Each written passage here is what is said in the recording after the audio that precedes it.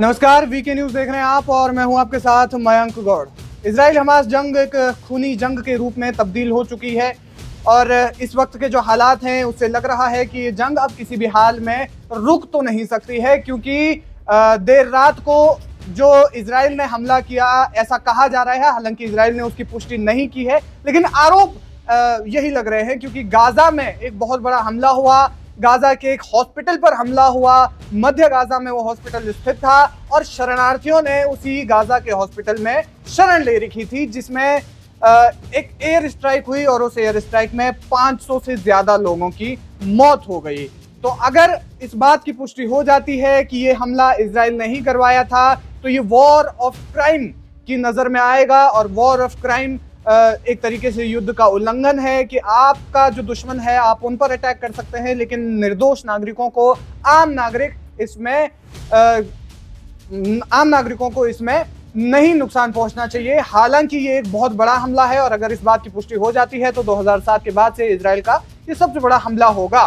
तो इस वक्त की जो स्थिति है, और अब इससे जो अमेरिका शांति वार्ता करने की कोशिश कर रहा था, अमेरिकी विदेश मंत्री एंटनी ब्लिंकन जब मिडिल ईस्ट के दौरे पर थे, इस हफ्ते में उनका दूसरा इजराइल दौरा था, इसके बाद इससे पहले वो ईरान भी गए थे। तो ये जो शांति वार्ता करवाने की कोशिश थी, अब उस शांति वार्ता पर पूरी तरह से पलीता लग गया है। वो शांति वार्ता नहीं होगी। क्यों नहीं होगी?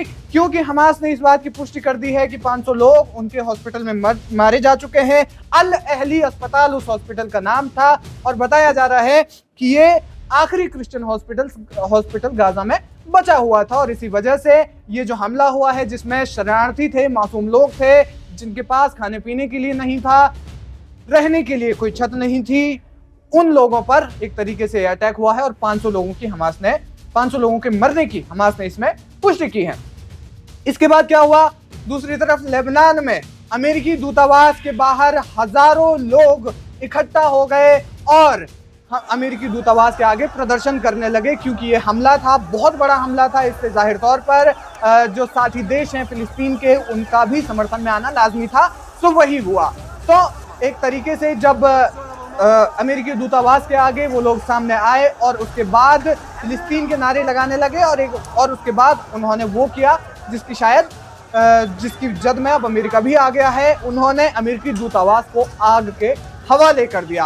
हालांकि अभी तक इस बात की पुष्टि नहीं की गई है। जब हम ये प्रोग्राम रिकॉर्ड कर रहे हैं तब तक इस बात की पुष्टि नहीं की गई है कि वहां पर कितने लोगों की मौत हुई या कोई मौत हुई भी है या नहीं। लेकिन एक्शन ये लिया गया है कि अमेरिका ने अपने सभी दूतावास के जितने भी मेंबर्स थे, जितने भी वहां पर लोग थे, स्टाफ था, काम करने वाला, उन्हें वापस बुला लिया है और एक अलर्ट जारी किया है अपने देश में कि उनके देश के लोग लेबनान की यात्रा करने से बचें, क्योंकि अमेरिकी नागरिकों पर वहां पर हमला हो सकता है। इसके अलावा हिजबुल्लाह ने भी एक तरीके से वहां पर लेबनान को एक दिन का बंद करने का ऐलान कर दिया है। तो ये जो इतनी बड़ी घटना हुई, एक जो एयर स्ट्राइक हुई, अभी तक पुष्टि नहीं की गई है कि वो एयर स्ट्राइक किसने की है। इजराइल इससे लगातार पीछे हट रहा है कि हमने भी एयर स्ट्राइक नहीं किया, लेकिन हमास लगातार आरोप लगा रहा है और जाहिर तौर पर हमास जब आरोप लगा रहा है तो पड़ोसी मुल्क यानी कि गाजा और फिलिस्तीन के दोस्त भी जाहिर तौर पर हमास का साथ देंगे ही देंगे।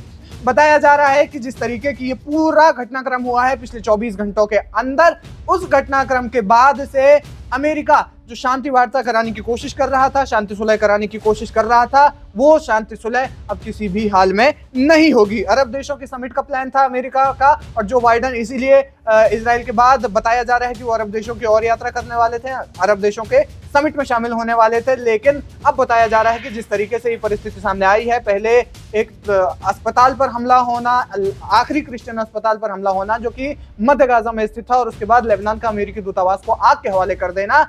और बताया ये भी जा रहा है कि उन्होंने अमेरिका के झंडे उतारकर फिलिस्तीन के झंडे लगाने की कोशिश की। लेबनान में अमेरिकी दूतावास पर फिलिस्तीनी झंडे लगाने की कोशिश की गई है। और उसके बाद से जो बाइडन की जब इजराइल यात्रा तय है, तो इसके बाद से देखना ये होगा कि क्या कुछ इसमें होता है। लेकिन अभी बताया ये जा रहा है कि फिलहाल मिडिल ईस्ट में जो अमेरिका शांति वार्ता कराने की कोशिश कर रहा है, वो शांति वार्ता अब नहीं होगी, क्योंकि इस हमले की अगर पुष्टि हो जाती है कि किसने ये हमला किया है, तो उसके बाद ये पूरी तरीके से वॉर ऑफ क्राइम की केस में आएगा। और वॉर ऑफ क्राइम इसका इंटरनेशनल कोर्ट ऑफ जस्टिस में जाहिर तौर पर इस पर केस भी चलेगा, इस पर मुकदमा भी जारी होगा। लेकिन बड़ी बात यह है कि 500 लोगों की हत्या एयर स्ट्राइक के जरिए और उसके बाद लेबनान का अमेरिकी दूतावास को आग के हवाले कर देना, ये बहुत बड़ी घटनाएं हैं पिछले 24 घंटों में हुई है। देखना ये होगा कि अब ये युद्ध किस मोड़ पर जाकर रुकता है। फिलहाल इस खबर में इतना ही। देश और दुनिया की तमाम बड़ी अपडेट्स के लिए आप बने रहिए हमारे साथ, देखते रहिए वीके न्यूज। वीके न्यूज, राष्ट्र के नाम।